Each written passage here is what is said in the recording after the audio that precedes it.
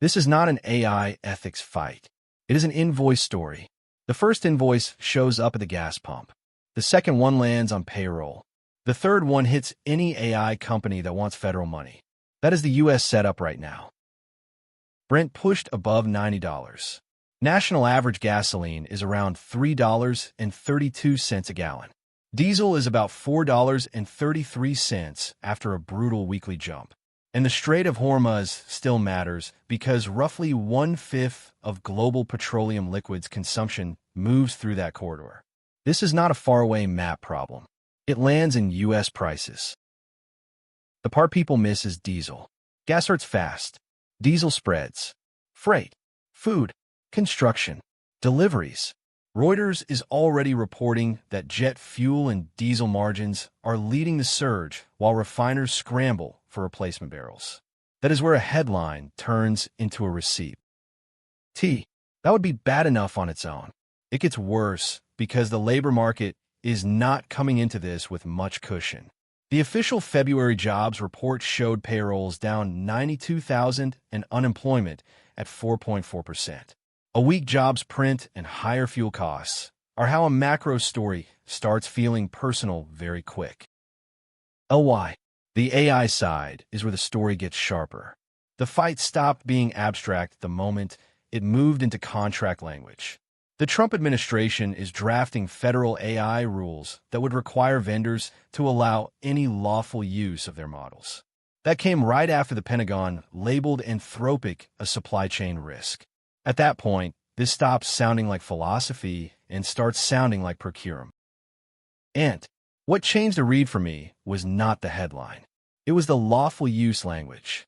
Once Washington starts defining model behavior inside procurement terms, the real question is no longer who sounds more ethical. It is who still gets access to the government wallet. And online, that is why the reaction reads less like alignment and more like control. That last part is an inference, but it is the cleanest one from the terms now on the T. Money usually runs to the people holding the shovel.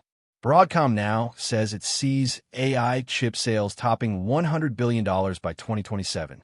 Alphabet, Microsoft, Amazon, and Meta are expected to spend more than $600 billion building AI infrastructure this year.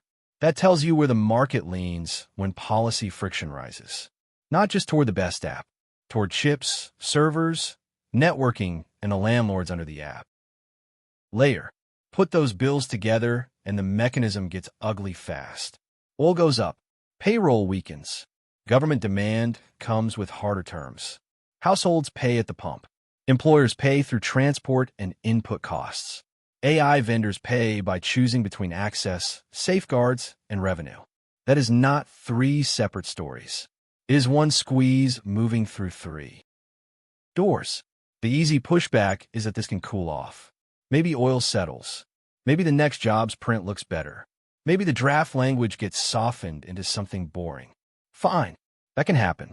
But Goldman warned oil could move above $100 if Hormuz flows do not normalize, and markets usually start repricing the middle before they get a clean ending. So the habit this week is simple. Watch diesel before you watch broad market relief. Watch final federal AI contract wording before you watch model demos. Watch where CAPEX keeps landing, because if money keeps flowing into infrastructure names, the market is voting for resilience. For hype, that is the real story. War risk lifts the energy bill. A softer labor market makes that bill harder to absorb. And Washington is quietly telling AI vendors that access to public money may come with terms they do not fully control. Watch national diesel prices and the final wording around lawful use in federal AI contracts over the next 2 weeks. So which is it, a temporary scare or the first real invoice from America's energy and AI? I squeeze.